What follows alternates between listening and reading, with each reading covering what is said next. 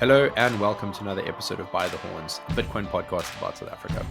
Today I'm joined by Okin Tjangarero to talk about his latest project, the Sovereign Key. The Sovereign Key is a suite of Bitcoin tools that exponentially increases privacy and security for its users. It's an inexpensive operating system that runs on a simple flash drive that can be booted from any Windows machine, turning it into a highly secure environment, free from spyware, malware, and other dangers to your stack. It allows you to transact in complete security and privacy, adding a massive security boost to your OPSEC. Bitcoin Only is a proud sponsor of today's show, and it's also the only place on Earth where you can presently get hold of a Sovereign Key. So if you want to order one of these highly limited early release devices, please click on the link below in the show notes. With that, over to Okin. Ladies and gentlemen, welcome to another episode of By the Horns, and today we are joined by the Prince of Sand and Sun, the Bushveld Bitcoiner, and the Gemsbok Whisperer himself, Okin Nikolai Tjangarero. Welcome, very good to see you. That was a mouthful. Good to see you, Ricky. How you doing, man? Good. I just want everyone to know that you asked me to do that intro. That's your official salutation. I think that's what we're gonna tell people. we'll go with that. We'll go with that. I like that one. Yeah, it's a good one. It's a good one. It took me a while to come up with it. Yeah, man. So we're actually both in Cape Town at the moment. Welcome. You are normally based in Windhoek, Namibia. So good to have you down here. That's correct. I'm actually. Sorry, you were saying? No, it's good to have you back down here on the Cape. Are you adjusting to the cold? I mean, it's a little chilly today. The rest of the week's been pretty cool. This is actually my second time down in a month, so it's weird. But thanks for having me on the pod. It's always great to see you and to chat with you. We met up yesterday, but I guess we'll get into that later. Yeah. I mean, the cool 25 degrees must be rough for someone from Namibia. I mean, we're normally around a young 30. It's actually a lot. I'm not gonna lie to you. People are complaining about how hot it is right now back home, and I'm like, hey, not my concern right now. So Okin, before we jump into like what we wanted to chat about today, do you mind telling us a bit about your background and like how you came to find Bitcoin and where you are today? Yeah, well, somebody was trying to arrange for me from like back in 2012. So I originally studied in Cape Town. Like I did my honors degree distance through the University of Greenwich, but I was locally at CTI, and that's how I studied to get my honors degree in business, international business administration. And then from that, during that time when I was coming to the end of that degree, one of my friends, Ali, that dude, reached out and was like, yo, let's form a hip hop poetry group, which ended up being Black Vulcanite. And, one of the producers of that group, or like one of the producers we knew that we were getting beats and stuff from, was Becoming Phil. And Becoming Phil was the guy that was trying to get me into Bitcoin since like 2012. It's like, yo, there's this thing called Bitcoin. You guys should really look. And I was like, bro, I'm not trying to listen to this. I just want to record music and, go ahead and do the rest of it. And then 2016, I went to China to go do my MBA. And then I came back 2018. And while I was in China, Ethereum and stuff was taking off. And guys were like, hey, there's these blockchain events you should come to. And I'm like, I don't care about any of that. Like, I'm here to do my degree and like meet girls from all over the world. I'm not here for you guys. And then COVID hit. Like just before COVID hit, I was already doing like voiceovers and stuff. And then COVID hit, none of us could leave. And I had to send money to my brother just before COVID hit via Western Union. And I complained about it. Were you in China when COVID hit? No. I came back 2018. Okay, so you didn't see those people, the fake deaths in the street, none of that. No, I wasn't in China for seeing anything of. I can neither confirm or deny. Yeah, you still want to get back in there. Let's not go down that rabbit hole. I'm just saying, I don't know what's in circulation there. So no, but yeah. So when I came back, I was here for a while. We were still moving around, and then COVID, 2019, 2020, it hit, and then everybody got locked up.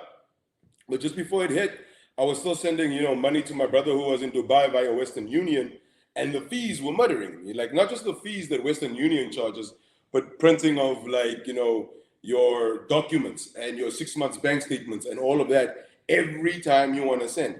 It becomes a cost. And I complained about it, and Becoming Full was like, bro, I told you years ago, Bitcoin. Bitcoin solves this. And I was like, man, okay, well, let's see about this Bitcoin thing. And then, fell down the rabbit hole a bit. Started a podcast while I was still trying to learn about Bitcoin. Started shitcoining.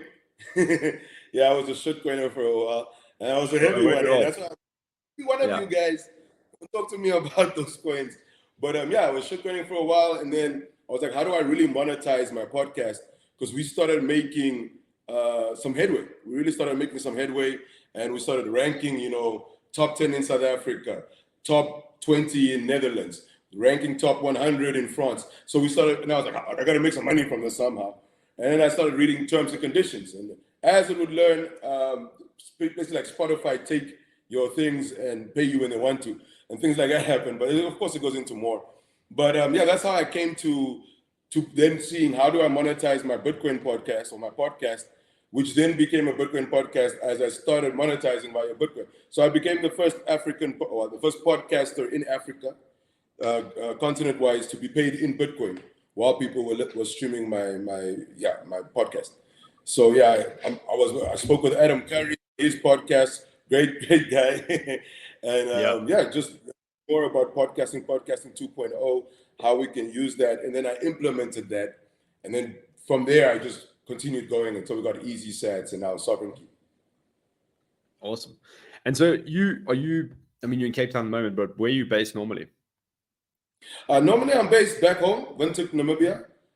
That's home. But I don't have any dependents. I don't have any debt. So I can go anywhere. It's kind of one of those things that, I have the freedom, and Bitcoin now allows me more freedom, even more, that now I can literally work anywhere, get paid while I'm there, and then just use the Bitcoin while I'm there. So, like here, I use my Bitcoin on Ubers and Uber Eats, and renting apartments to stay in and stuff like that. You're living totally on a Bitcoin standard. You're not getting any of your revenue. I got totally. Yeah. There's some places that they're like, no, wait, what? I'm not taking Bitcoin. And I'm like, yet. You're not taking Bitcoin yet. Okay, there's not I don't take Bitcoin. It's just you don't know how yet. Yeah, exactly. And so coming up, we got the Adopting Bitcoin conference next year, January next year, and you and I are obviously both involved in that. Last year you came as a speaker, and this year the committee decided that it'll be great to have you on board on the committee with us. And so you and I are both doing co-emceeing this year, next year at Adopting Bitcoin. So yeah, how are you feeling for that? I'm excited. A bit too excited. Man. Like, firstly, Cape Town's always a vibe, and Bitcoiners in Cape Town, wherever they're from, like from around the world, the conversations that you get into are pretty insane, to say the least. And you'll be having convos with guys like you never thought about. Like, I remember seeing Jimmy's song demolish like 3 straight steaks, like one after the other. He just kept going, and I'm like, he ate like 1.5 kilograms of steaks straight, bro. He's just going into the tomahawk like it's a fillet, and I'm like, this is dope. So no, the experience that was amazing last year when we went to that steakhouse and we got that room upstairs that could seat maybe like 20 people. We had like 100 people jammed in there. Yeah, everyone eating steaks. Yeah, I was worried the floor was going to cave in. That was the vibe though.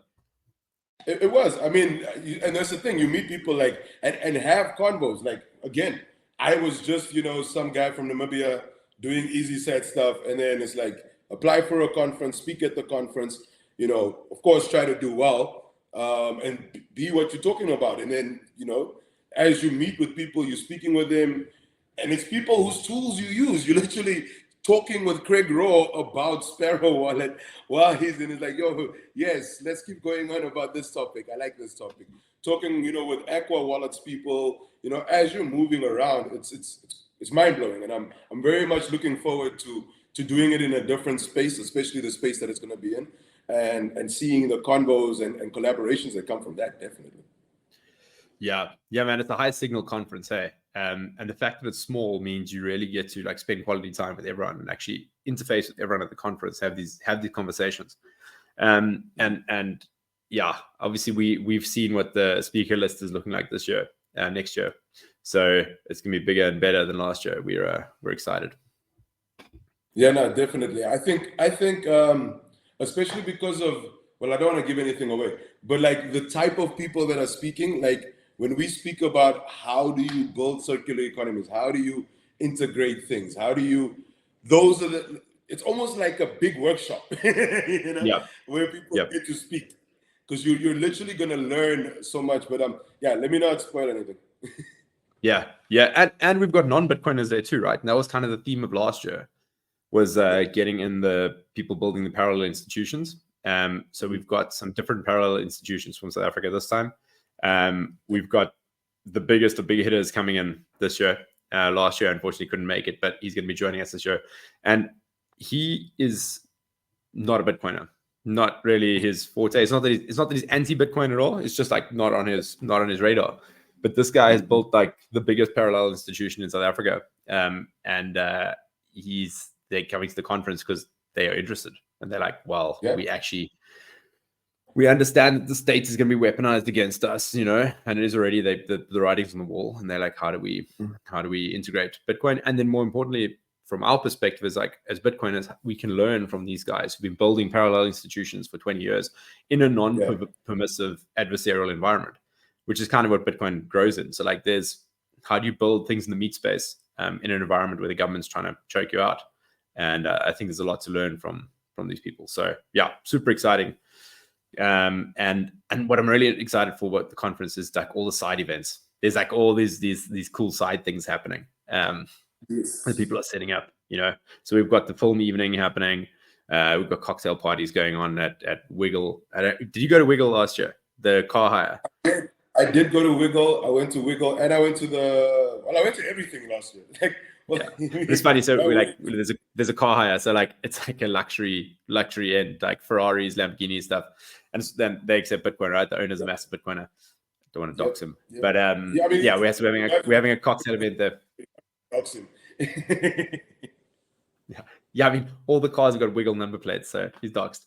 But yeah, and then there's a couple of cool sporting events that are coming up as well during the same time. So there'll be like a Bitcoin mountain bike event with the guys going cycling, and there's rumors of a Bitcoin paddle event as well. So if anyone's into paddle, one of the local guys is organizing. They're going to set up like a play for sats, basically. When it takes all in sats.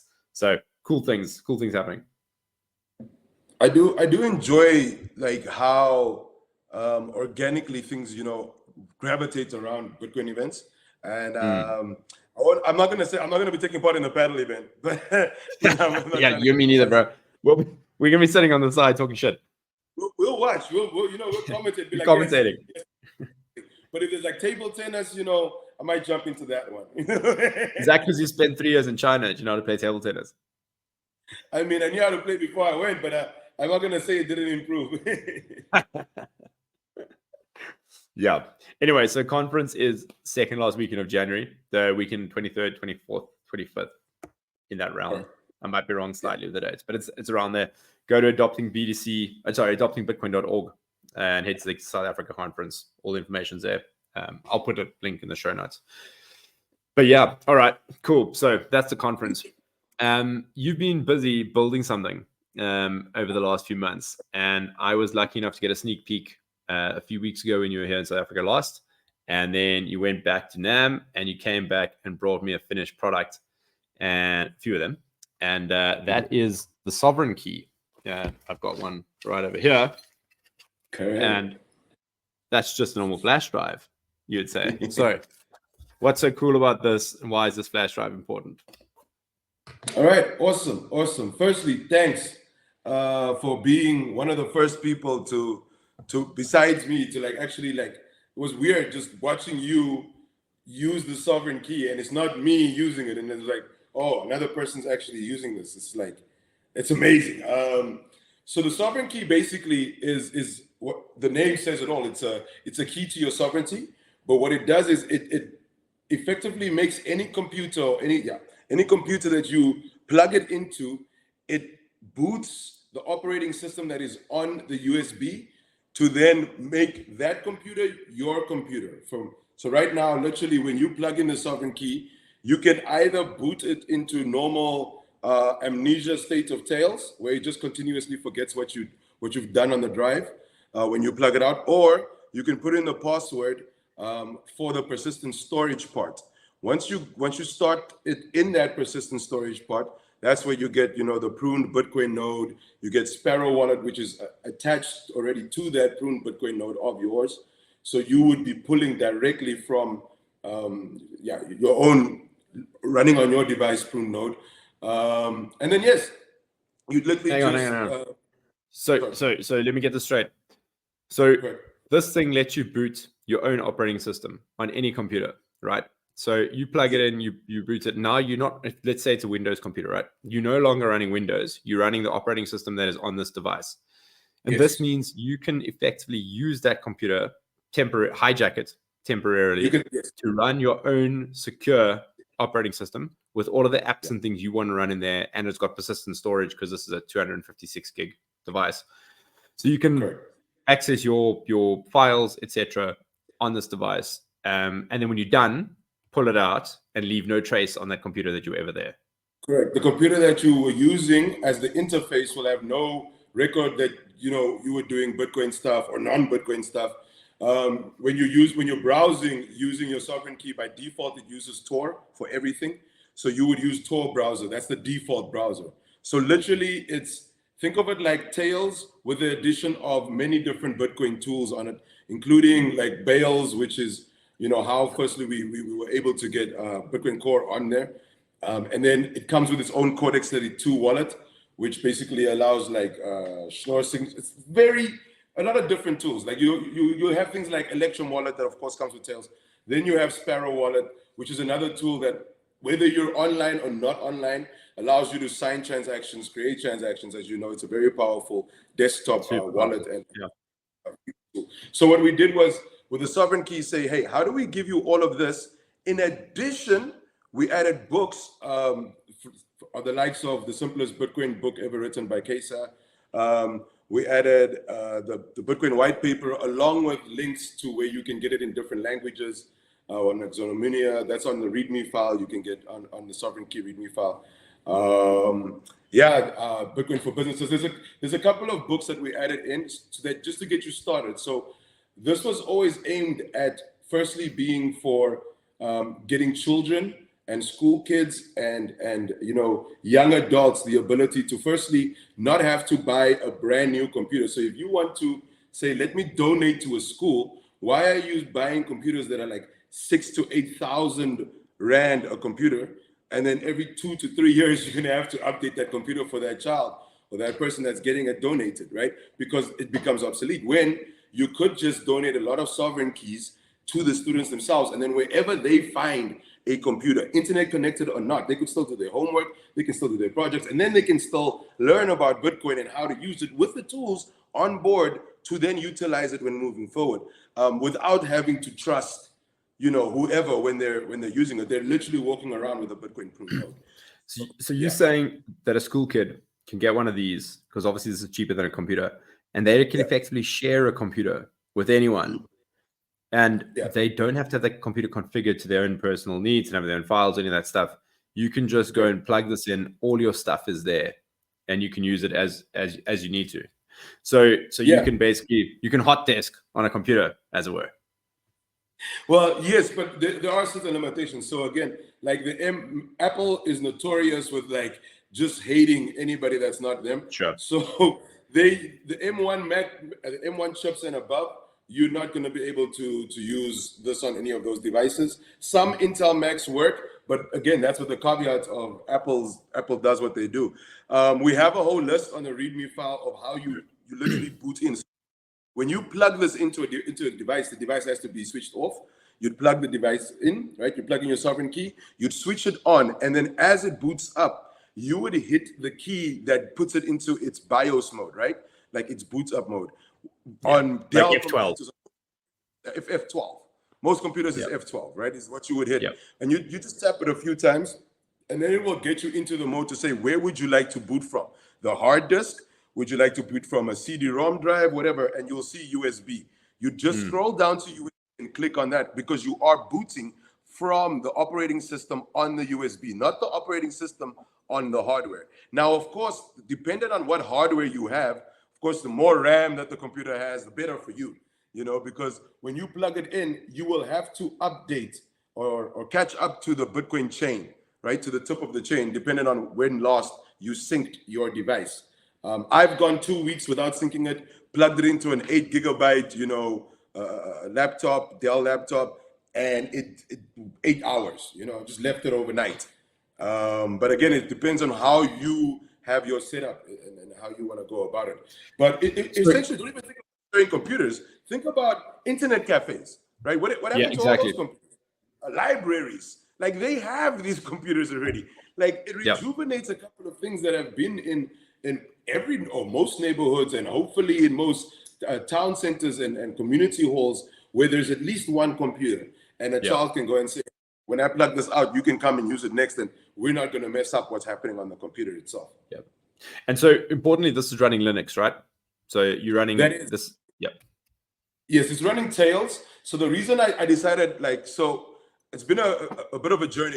It looks like it was just a couple of months, but it's been almost like a year and a bit of researching how to get this to go, almost 2 years. And then I found Ben and Ben Westgate, and we were talking and a lot. Shout out Ben for really also teaching me a lot along the path of how to get to where I wanted to get. And he was like, look, there's a couple of things you have to take into. That's also why specifically this USB is the one that we use. It does look sleek and everything, but its read and write speeds are great. So when you're trying to run Bitcoin on it, it's not going to be sluggish. Now your only factor is what is the hardware that you're plugging it into, and not it as the device as such. So yeah. Right. So let's talk about this for a second from a Bitcoiner's perspective, because the use case of being a school kid and having access to turning any computer into your own personal computer for the time that you're using it, that's a great use case, right?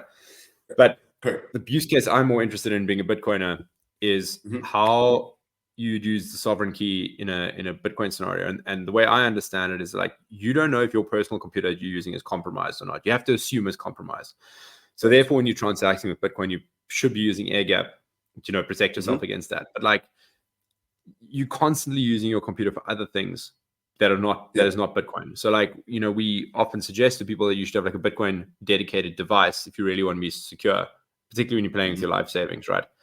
So the way I understand it, the sovereign key gives you that ability without having to go and buy a new dedicated computer. You can do all your Bitcoin stuff on this, and when you plug it out, that's it. So, and because it's running in its own standalone operating system, and it's running in Linux, it's much more secure than a Windows machine. And you've got all the tools you need on it. You've got a pruned node, so you've got a Bitcoin full node, even though it's pruned, running on there. And you got Sparrow running on there, and a whole bunch of other tools you need as well. And you're A for away. And then wherever you travel, you can use it's on a mate's computer. You're right. Can I choose a computer quickly? I want to do a transaction. Plug this in, boots up, you're good to go. Well, correct, and a bit more, because you have to remember one of the main reasons of also adding Sparrow was because Sparrow interacts with literally every hardware wallet. Yeah. Whether you're using Cold Card, whether you're using Seed Signer, whether you're using Trezor, it interacts the Gordian with all seed of tool. Sorry? Never seen one of those in the wild, but it's on Sparrow. Which one? You say Ledger. The Gordian seed tool. Oh, you see, wow, I didn't even remember that. Yeah, so exactly. You see what I mean? So it's not just about sovereignty in the way of, I can use it on any computer. When you use it, what does it also allow you? It allows you to touch so many other tools that you also have, whether you have a Bitbox, all of these things are also interusable with using your sovereign key. But beyond it being Linux secure, it's Tails, right? Tails is battle tested. It's used by human rights activists, which again is why this is the type of thing that you could. Let me give you an example. As a group of executives, right? If you guys go and you open a bank account for your company, and let's say you're 5 individuals, they're going to tell you for this bank account to release funds, you're going to need signatures from 2 out of 3 individuals. That's a multi-signature account, right? Yeah. That's already multi-signature. People understand it. They just don't understand it. They get it. Now, if everybody has their own sovereign key, right, in that office, they would literally sign for a transaction from their sovereign key. And you can, there's so much, like, there's so many layers of security that you can go through, right? Because firstly, how do you get into the persistent storage of the sovereign key? That's one password. How do you get into your specific wallet on Sparrow? That's another password with a passphrase if you want to. So you add in more, and then you can say, hey, but also, even with this in there, this wallet of mine, I actually sign with my seed signer or my ledger or whatever. So it depends how complicated or how secure, whatever you want to make it. Of course, keep it simple is always the way you'd want to. But I'm just saying, for somebody to be able to take your sovereign key, plug it in, and just hit start tails and not see anything Bitcoin affiliated, or you put in your actual passphrase for the persistent storage and then release all Bitcoin stuff to you, even though those things are possibly related. I want to dig into that a bit more, right? So if I'm a Fed, right, and I get hold of this flash disk, I'm like, okay, what's on this flash? And I plug it into my Windows PC, stick it in, and I go and search in my file manager. What do I see on this flash disk? Nothing. Like empty. Nothing. Or does it not even read it? Oh, it doesn't. It won't show you anything, because remember, that is an operating system. It's like you haven't booted from it, so it doesn't register itself. Right. So then I'm a clever Fed, so I go and boot from this. Right. Plug it in, restart my machine. I press F12, goes to boot. I boot it off this, and I'm like, oh, here's something on here. What am I going to see? You're just going to see the welcome to Tails screen, and it's going to ask you if you want to start Tails or if you want to put in the password for persistent storage. Now, if you hit start Tails, it's blank Tails. It's just Tails. So it's like a seed signer where it's stateless, right? It forgets everything you've done in the previous session. Unless you have your passphrase. For your persistent storage. So you need the passphrase to get in. Yeah. So you need the passphrase. Okay, so now I'm a sneaky Fed and I've got your passphrase and I managed to get into your sovereign key. So now I get in there. Okay, so now I'm like, all right, let's go to Sparrow. We want to see what you've got here. So you try to load up a wallet file. Sparrow wallet files are password encrypted. You don't have that password, you're not getting into the wallet file. You can't see anything. And because you're a clever Bitcoiner, you are not using this as a hot wallet. Password and passphrase. Yes. Thank you. Yes. So you're using it in air gap mode with the seed signer, for example. So you've got a hard wallet that's air gapped. So you're interfacing with us on your sovereign key. There's just so many layers of security. And because you're running it on Linux, your operating system's not spying on you and feeding it all back to Bill Gates, right? Yeah. So the feds are going to have a tough time. If they get hold of when I explained it to the one guy, he was like, "Are you trying to get yourself killed?" And I'm like, "No. Why would you kill me for tools that already exist? And we just put them all together. They already exist. Yep. Like they've been out here. Like Tails has been out since 2010? I don't even know until 2008, 2006. I don't even know when they came out, right? Electrum is one of the first desktop wallets. Yep. It's been in Tails forever also. So we're not, I always tell people, why reinvent the wheel? When on the journey to try and really build something from scratch, find tools that show you how you build things, maybe bring them together, and instead of reinventing the wheel, take different wheels and build pulley systems, right? 100%. And then pulley systems, you get to a whole new thing that you can do, like the sovereign key, that you can literally just walk around with and be like, oh, I mean, I flew over with a couple of them, and they were like, oh, you just have a lot of USBs. And I'm like, that's it. Exactly. A couple of USBs. I got presentations to do. Yeah, exactly. And so let's just talk about the Bitcoin node aspect of it, right? So anyone who's a Bitcoiner who's trying to run their own node, realize this is not a trivial thing. By the time you finally get your node running on your Raspberry Pi is obsolete, and you realize that running a node on a Raspberry Pi was a bad idea from the start. So then you're like, okay, so now I need to buy a dedicated machine. So how have you managed to get around that on the sovereign key? Because a sovereign key, you are accessing effectively your own node on this whole thing. How does that work? So basically you have a pruned node, which is still a full node, mind you. It's just that with pruned nodes, they don't keep all of the data. They keep the headers, right? So you're not. Yo, hang on, sorry, we glitched out there. Sorry? Oh, can you hear me now? Can you hear me? Sorry, we glitched out. Can you? I lost you there. Let's start back at the beginning about the node on the flash. All right, no worries. So the cool thing about a pruned node is that it doesn't store, like it is a full node in that it still has the record of like all of the transactions. It just doesn't store all 600 gigabytes of it continuously. So once it has the header, it literally just like a couple of headers that it discards the rest. So like you can prune it down to like 500 megabytes, I think is the smallest, or some crazy thing like that. But like I'd say like a couple of gigabytes. You could do like 20 gigabytes if you wanted to, or 40 gigabytes, and just hold that amount. And then for the rest of your data on your disk, you're not worried about that. So that's one thing about a pruned node. Also, the other thing about pruned nodes is you can still attach wallets to them, right? You just can't attach things like, you can't run mempool off of a sovereign key, because with mempool you need electrs, for the database caching, and that needs way more. So like that you wouldn't be able to. And electrs needs, as far as I know, it needs a fully archival node, not a fully pruned, like a pruned node that's a full node. It needs a full archival node. So like, yeah, you need the whole database, and that's going to be way too much. So then you'd be trying to get 2 terabyte sovereign keys to be able to do something like that. So that's not feasible. But if you want to broadcast, if you want to reference your own node in your own instance of Sparrow, you can do that now with your own pruned node on here. Yeah, it's already set up that way. So you could do another one. You don't have to use the node that's on your sovereign key. You could do one on your server. You can reference that. It's just that you can walk around with your entire ability to sign your transactions and everything from your sovereign key, because your pruned node is on there as well. Yep. So your entire sovereign stack on here on a flash disk, man, it's wild.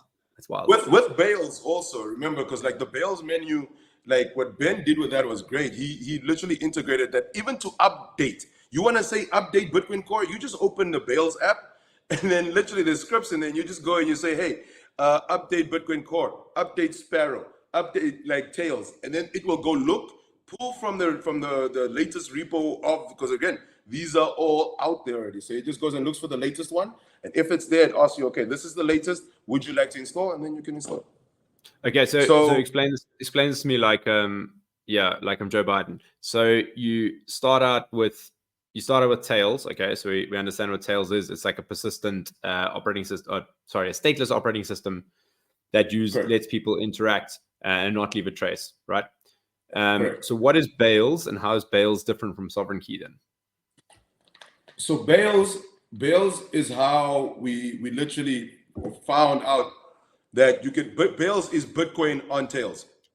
Bales is how the Bitcoin core, the pruned Bitcoin core node is on Tails. That's what Ben did. He found a way to and I mean I was like, dude, this is crazy. I like it.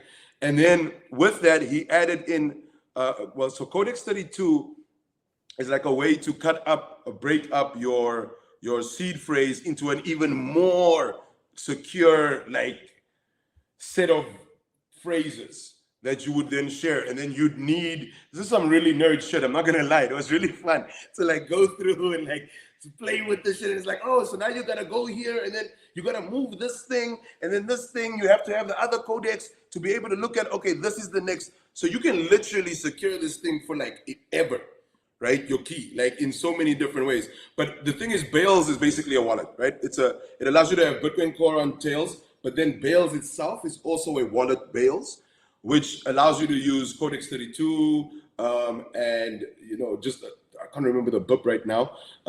And you can create wallets on there. You can restore wallets on there. If I remember correctly, Moon Wallet was, I think, using Codex 32 at some point. So you can use Bales as a hot wallet. So without your own hardware wallet, you can use the sovereign key and store Bitcoin on here. You can use it as a hot wallet.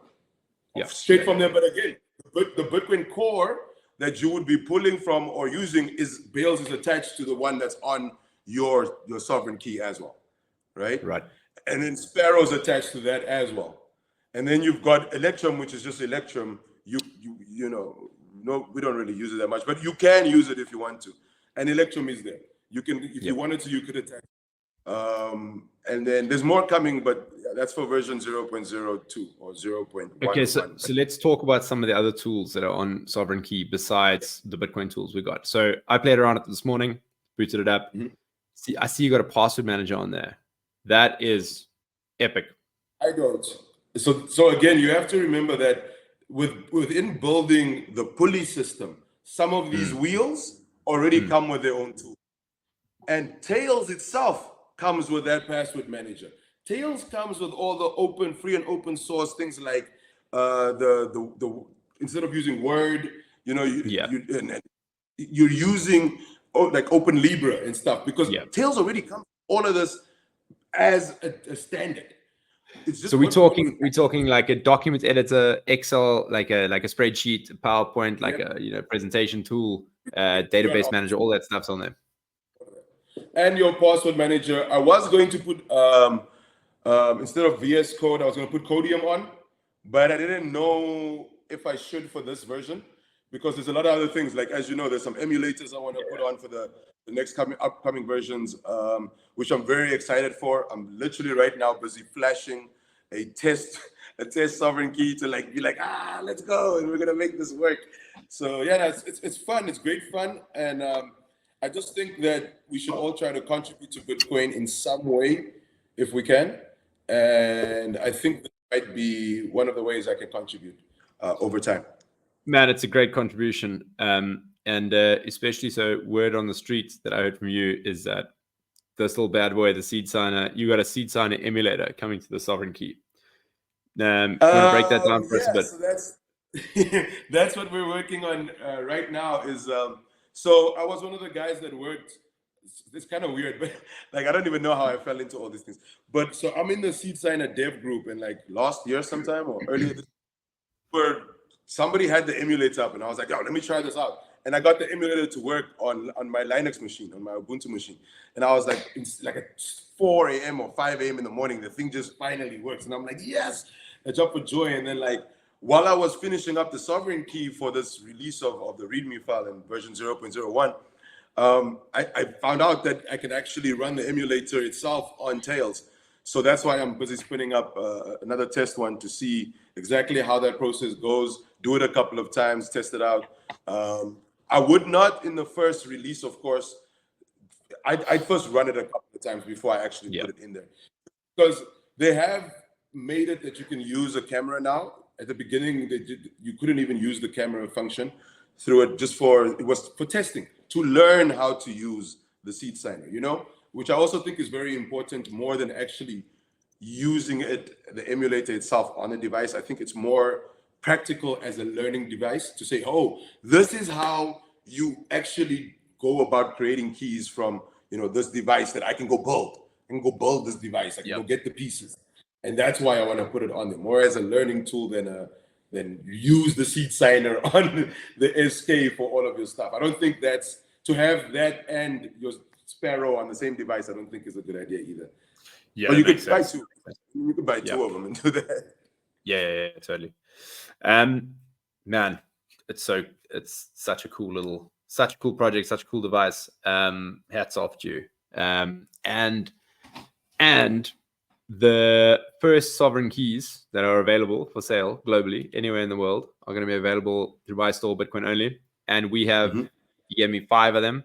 I'm keeping 1. So there's 4 that are up for sale. And these are going to be special editions, right? So it's V0.1s. And so we were chatting about it yesterday. There's a couple of cool things they're going to do surrounding this, but mentioning something about a nice little handwritten note with a number, 1 of 4, get your name on there, get a note, comes in a nice box, and you be part of history, getting one of the first guys. And I think we can probably, I can probably twist your rubber arm and we can get onto a call with the 4 people who get some of these, and we do like a Q&A session with people, how to use it, etc., etc. Yeah, be pretty cool. Yeah, I mean, there'll be a few. Well, there'll be a goodie in the box, a little surprise that you can't get from the README file. And I mean, as Ricky just said, he's got 1 of 5. None of my family members even have a Sovereign Key I have So like if I got the first one outside of you, do I own the first one, first sovereign key? yeah, you have the first booted up one that isn't me booting it up. You have the first one that is not Epic. me using it.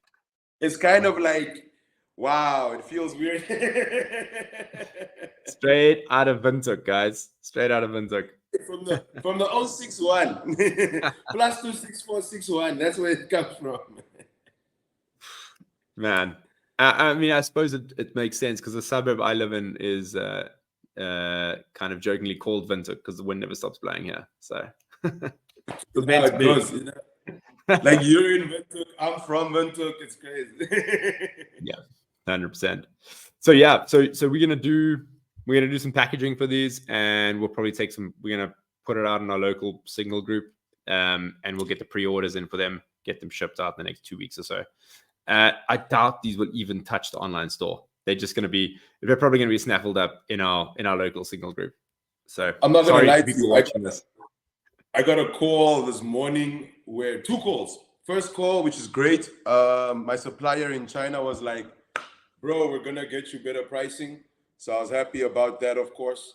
It allows us to do a lot more leverage with like discounts, and especially again, I'm always aiming at Bitcoiners, but the next group of Bitcoiners are at school right now. So let them learn how to use the sovereign key and come through with the knowledge on like, oh, okay, I already know how to use this thing. I know how to secure myself off of, like even if I don't have a phone, I have a sovereign key.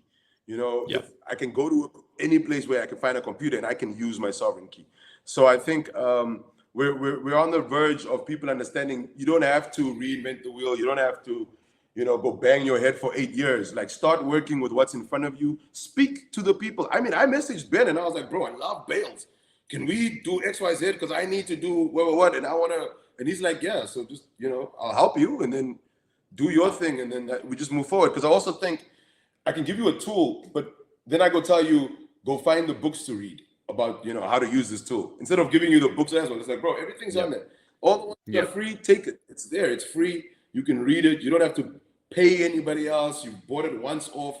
Take it and leave. I wish I could find the guys that wrote The Sovereign Individual. Love to put that book in. If you guys are listening, please That's a great book. That is a great book, man. Yeah, great book. Okay, so while we're on that topic, free and open source. How do you? So presently on GitHub, there's just the README file on GitHub. What's your approach going to be for sovereign key, and is it closed source, open source? What's your thinking? Well, currently it's made up of free and open source tools, so it's exactly as such. You could technically, if you wanted to, create your own sovereign key. I tell you what technologies it's made up of. It's just you won't have the other things that we put in there, like and what we release as it comes out. And there's no version releases, as in like there's no binary that you can like download and like run or anything like that, because I just don't have that up there. Like when you click through, you can go. But again, the problem is people will throw these things on devices that are going to burn out. And that's why we chose the specific devices we have. And also getting them, I'm just lucky also because I get Bitcoin miners, I import them from China. So the same people that get me my Bitcoin miners at really well priced, the same people that get me the devices for the sovereign key. So I get them at really good prices. I can stretch for a bigger time loop. We've tested these devices now for, I don't even know how many iterations and reinstalls and delete and reinstall. And, like just continuously repeating the thing of getting the sovereign key, just to see how long does it take for one to die. And I haven't had a death yet of one. So we're still strong. The guys in Sanders know what they're doing, yeah? I mean, hey, if everything says it's built in your country,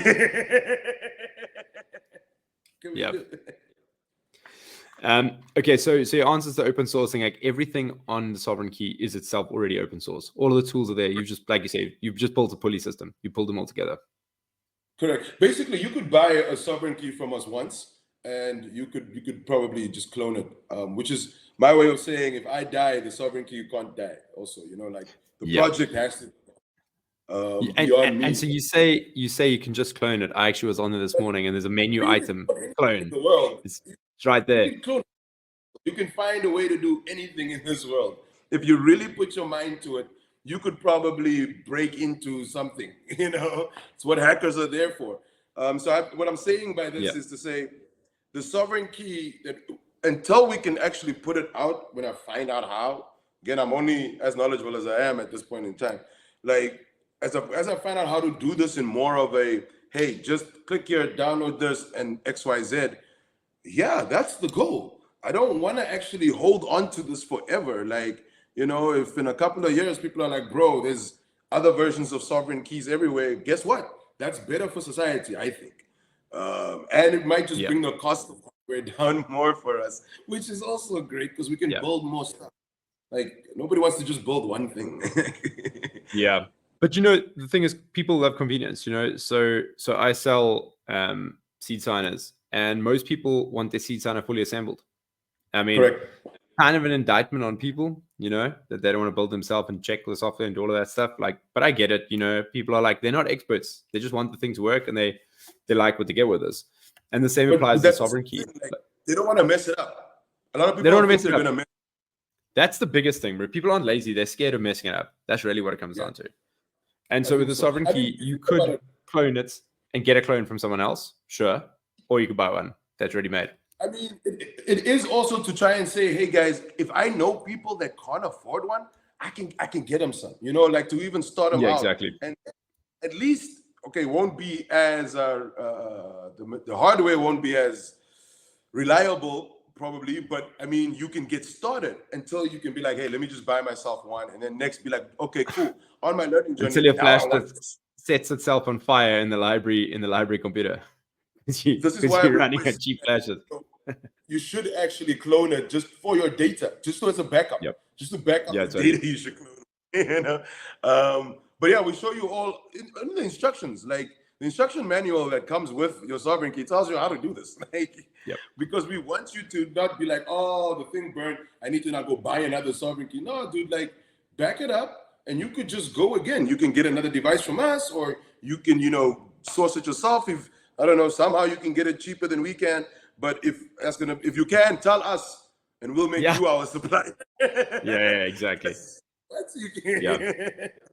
Man, it's a beautiful project. I'm super stoked you did it, and I'm really stoked this came out in Namibia. Of all places where cool Bitcoin tech is coming out of, it's really great to see. Man, I think this is going to be something that's going to take off. I really see a lot of use cases here for Bitcoiners and not for Bitcoiners. It's got wide use case, which is great. You don't need to be a Bitcoiner for this. That's also the other great thing. You can literally just say, hey, when you plug it in and the Bitcoin bubble, you could just say close Bitcoin. I don't want to deal with that at all. And that's fine. You can use this for literally sending emails without being traced. Like there's so doing your much homework. you can do. Doing your spreadsheets without having that annoying renew your subscription bubble that pops up from fucking Microsoft the whole time. 365. Yeah. I haven't used Windows and I don't even know what it looks like, bro. But yeah, I actually have a couple of meetings around the sovereign key coming up in Namibia. I've got the thing is just I'm traveling right now, so I'm not back in Namibia until like the end of November, and then we got the conferences and stuff coming. But I've got a couple of meetings with bigger tech companies that have a lot of stakeholders like government and things in their projects. So we've got a couple of meetings coming up, government meetings as well with the Ministry of ITC and the Ministry of Trade and Industrialization. So what I'm saying by this is that there's interest not just in technology, but in emerging technologies and in disruptive emerging technologies, especially like Bitcoin, like Nostr, like the sovereign key, like things where you can literally put the tech in somebody's hand and say, go forth, now you are free, learn everything you need to learn about it, or to start your learning journey is already on it. You can just go in and start reading the books, watching the Tuttle Twins video is even in there, because that's what I'm saying. Things that are free and out there, we'll put it all together, give it to you. You don't have to go and, let me go find this and find that. And I think that comes down to more of a service for people. As you said, Yeah, it's all totally agree. about convenience. Absolutely. Yeah. All right, Okin, where can people follow you online? Where can they find out more about the Sovereign Key? What's the best place to track you down? All right, awesome. Well, if you're looking for me, it's it's at OKIN_17. That's at OKIN_17. And that's on all social media platforms, which right now is only Twitter and Instagram. And you can find me on LinkedIn under my real name, Okin Tjangarero. You can find me on Nostr. Wow, I don't know how I'm going to give you. Can you not remember your NPub? You don't have your NPub memorized. Well, I do have it at. I think it's Okin at. I can't remember, but I do have one of the shorthand ones, so I'll give you that as well. But yeah, that's basically it. And for the Sovereign Key, just go to GitHub and type in Sovereign Key, or you can type in github.com/BigBossRabbit/Sovereign Key, and you'll come up to it. And briefly, give us a quick plug for EasySats in Namibia. What you're doing with EasySats? Yeah, so EasySats, I can't even show you the back of my shirt right now. But anyway, EasySats is a Bitcoin only initiative. Big emphasis on Bitcoin only for you guys that are out there, keep asking me about other things. We're basically out here to answer questions about Bitcoin, make sure that Namibians don't get hustled, don't get scammed, with people saying, give me your money and we'll go out and get you the Bitcoin. We do it free educationals via treasuracademy.com that EasySats facilitates. And then, we throw different educationals, different events. We throw educationals even for the media so that when they write about Bitcoin, what is the narrative that they're going from? Is it one that they've learned and used the tools, or is it one that they just heard their colleagues talking about? So I rather give them the tools, put, wallets in their hands, send a couple of sats, tell them to send it to each other. So when they talk about how Bitcoin works, and they've done it, they've spent the sats, they've received it. And of course, we do it at places that can accept Bitcoin. We are working constantly on trying to get more places onboarded to accept Bitcoin. And we found one of the best ways to do that is to invite people to the free educationals where they utilize Bitcoin. We will be doing a lot more workshops. We're now in collaboration with a school in Karatura, which is our lokasi. In Windhoek, the capital, and Karatura, there's a school called Jacob Merengu Secondary School, and they were gracious enough to let us host the second cohort of Treasure Academy there. And some of their students attended, mind you, on a Saturday for 3 hours. Those kids came, they sat there and they learned, and I was so happy. So amazing, because I'm standing in a school, an actual school, in the computer lab, teaching about Bitcoin and it's only because it's a private school that we were able to do this. It's great. They're now looking into, incorporating more stuff, setting up a Giza page, maybe in the future, even allowing Bitcoiners to, forget the Red Cross. Why don't you pay for all the grade 10s at Jacob Merengu? They accept Bitcoin. Why don't you adopt a classroom? We can. These are things that I'm trying to get started at that school. Because if it can happen at that school, why can't it happen at the next school? Why can't we build a school? You know what I'm saying? All these things that Bitcoin, we can change the world. Let's stop talking about it. Let's start moving it. And it comes to collaborations. What we're doing with EasySats right now, we're trying to do that. And then, of course, we were invited to speak at the Internet Forum of Namibia on emerging technologies, which went down very well as I was speaking about Bitcoin. What else am I going to talk about? But I was also talking about just self-custody, the concept of custody of data, not just of your Bitcoin, and of self-hosting, and really even things like your own, not using ChatGPT, instead downloading the large language models and using something like free GPT, which you self-host so that you're not making them more money, but for the numbers that they use, but you're actually still using the data and getting to your results. Yep. Right. Well, guys, if you want to find out more about Okin, I suggest you come to the Adopting Bitcoin conference in Cape Town in January next year. Okin and I are going to be there. We'll be having the most to say. So come and track us down. And have a beer, talk some shit, talk about Sovereign Key.